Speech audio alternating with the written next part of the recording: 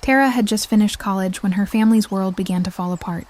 She lived in a small, quiet village with her parents and her younger sister, Mildred. Life had never been easy. Her family was poor, living off what her father could grow on their little piece of farmland. Every day, he worked from sunrise to sunset under the hot sun, just to make sure his family had food to eat and enough money to pay for his daughter's school fees. Then one evening, everything changed. Dark clouds gathered in the sky, thick and heavy, rolling in like a monster waking from sleep. The wind howled through the trees, bending branches and sending dust into people's eyes. The air smelled strange, like rain and fear.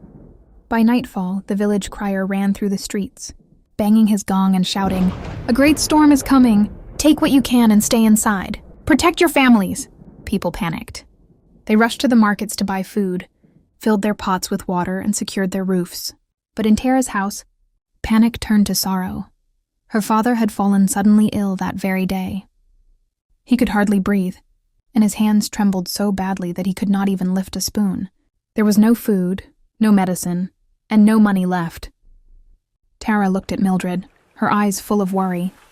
"The storm is coming," she whispered. "We can't just sit here. Let's go to the farm. Maybe we can get something before it hits." The sisters grabbed their baskets and ran into the fields. The wind whipped against their faces, and thunder rolled across the sky. They dug up cassava, picked maize, and gathered what little they could, their hearts pounding in fear and desperation. By the time they got home, the storm had arrived. It came with a roar so loud it shook the earth. The wind tore roofs from houses and snapped trees in half.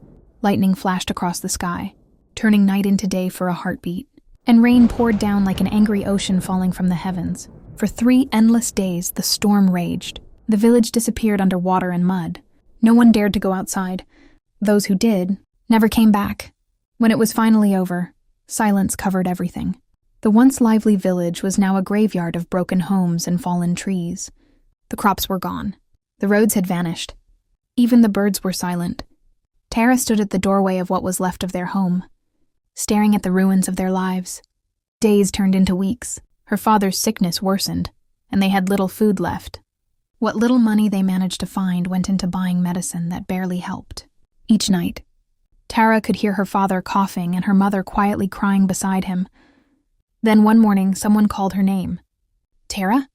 She turned and saw a familiar face. Nellie, her childhood friend, dressed in fine clothes and shining jewelry. Nellie had left the village years ago for the city, and everyone admired how successful she'd become. "Tara, it's been so long," Nellie said with a wide smile. "How are you?" Tara forced a smile, though her eyes were full of pain. "It's been hard, Nellie. The storm took everything. My father is sick and we can barely eat." Nellie touched her shoulder. "Come with me to the city," she said softly. "Life is easier there. You can make money, real money. You don't have to suffer like this." Tara hesitated. "What kind of work will I do?" Nellie smiled again, but there was something strange in her eyes. "Don't worry about that," she said. "You'll find out when we get there." A week later, Tara packed her few belongings and followed Nellie to the city. The noise, lights, and tall buildings amazed her. It felt like another world, one full of hope. But soon she realized the truth. Nellie introduced her to a man called Mr. Obi, the leader of a secret group. At first he spoke kindly, telling them they were being recruited for special jobs that paid well. But it wasn't long before Tara saw what the group truly was, a dangerous criminal society. Mr. Obi trained young men and women to steal, deceive, and even kill. Some members were forced into terrible things with rich people who paid millions for their obedience. When Tara tried to leave, Mr. Obi laughed coldly. "You can't go," he said. "If you try, we'll find your family, and they'll pay for your mistake." Fear gripped her heart. She stayed. Days turned into months, and Tara was sent on missions she didn't want to take. One night, she was ordered to rob a powerful government leader staying at a luxury hotel. "If you fail," Mr. Obi warned, "your family dies." Tara couldn't sleep that night. She sat by the window, tears streaming down her face. "How did I end up here?" she thought. "All I wanted was to save my family." At the hotel, her hands shook as she entered the room. The man was asleep, and the bag of money lay on the table beside him. She picked it up.